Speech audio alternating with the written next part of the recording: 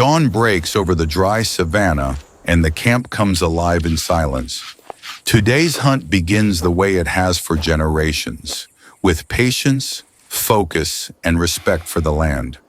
The Hadza, also known as Hadzabe, are hunter-gatherers from northern Tanzania, often associated with the Lake Eyasi region. A bow is checked, a string is tested, and arrows are held like something precious, not because they are fancy, but because they matter. No one rushes. A small hand signal replaces shouting, and the group starts moving as one. Feet read the ground for fresh tracks, disturbed grass, and tiny clues that most people would never notice. They pause often, listening for birds, scanning the wind, and watching how the bush reacts to movement. When they pass through thorny acacia and tall grass, every step is measured. This is not chasing in the way the modern world imagines hunting. It is tracking, waiting, and choosing the right moment, because one careless sound can end the entire day. And as the sun climbs higher, the hunt becomes a quiet conversation between people and the wild. The mood shifts from pursuit to preparation. What happens next is skill, not spectacle. The work is practical and efficient, separating pieces for different uses, keeping things clean, and moving with confidence. Nothing is wasted casually. Each cut has a purpose, and each portion has a place. Hands guide the blade with calm control, and the pace stays steady. This is not rushed content. It is a real process that feeds real people. The camera doesn't need gore to show authenticity. A close-up of careful trimming, the texture of meat being portioned, and the discipline of clean handling tells a story. When the cutting is done, the results are clear. Cooking pieces, sharing pieces, and smaller cuts set aside for later. In a hunting life, the butchering scene is not a separate chapter. It is the bridge between survival and community. And now the fire becomes the center of the world.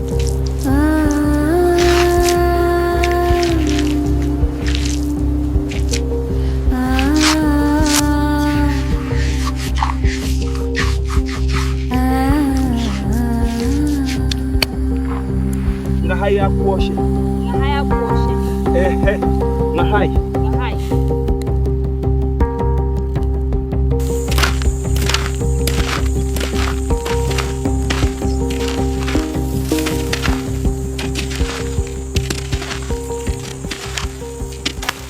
A simple fire is built: wood, heat, and time. No bright kitchen lights, no stainless steel, no shortcuts. The flames settle into coals and the real cooking begins. Meat is placed with care, not thrown, and the heat is controlled by distance and patience. Listen to what the fire does. Fat meets warmth, smoke rises, and the surface transforms. Raw becomes browned, soft becomes firm, and the smell changes everything. This is where the hunt turns into food. A small turn, a slow flip, a brief pause. Each movement is timed by instinct rather than a clock. In moments like this, you can feel how knowledge is carried without textbooks, by watching, doing, and remembering. The camera stays close. Hands, coals, smoke, and the first cut to check doneness. Not for drama, just for truth. And when the meat is ready, it's not plated for decoration. It's prepared to be shared.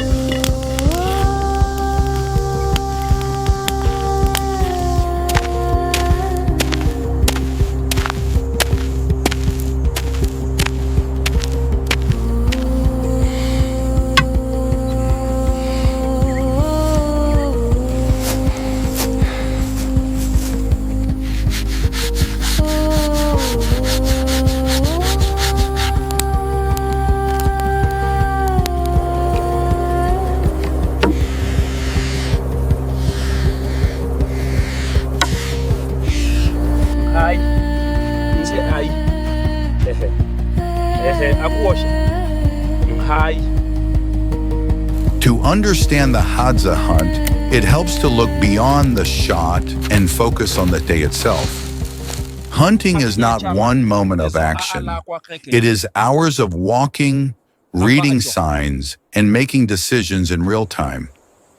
The Hadza are widely described as relying on hunting and gathering, using traditional tools such as bows and arrows as part of their daily subsistence. That means the hunt is shaped by seasons, by weather, by animal movement, and by how the land changes across a single morning.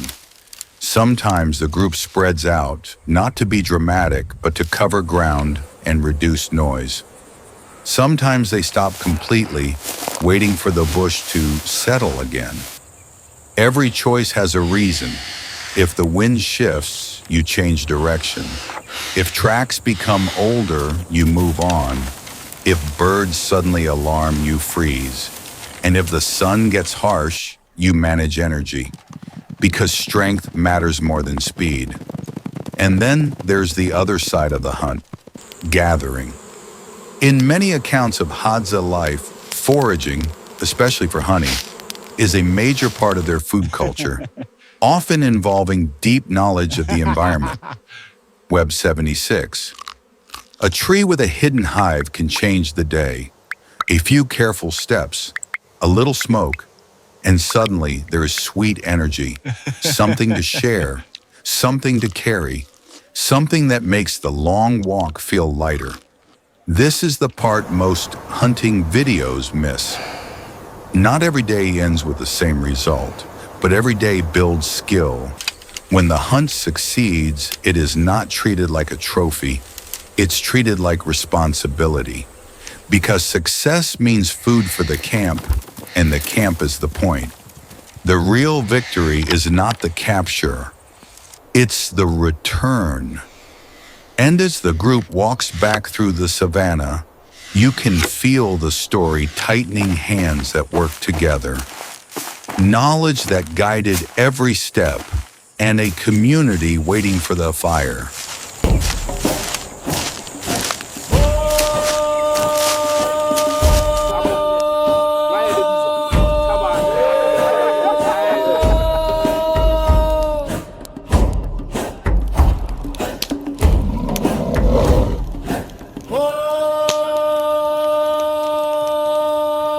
As evening arrives, the camp becomes a circle again. The fire glows, the air cools, and people gather, not for performance, but for togetherness. Tazama nyama hii. Tamu sana.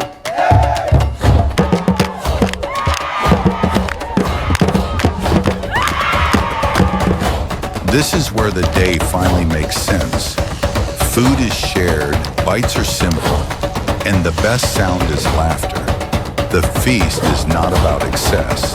It's about connection between hunters and families, between effort and reward, between the land and the people who know it. In the warmth of the firelight, the story closes the way it began, quietly, honestly, and human. And tomorrow the cycle returns. New tracks, new wind, new decisions. Because this life is not a single viral moment. It is a living rhythm, carried forward one day at a time.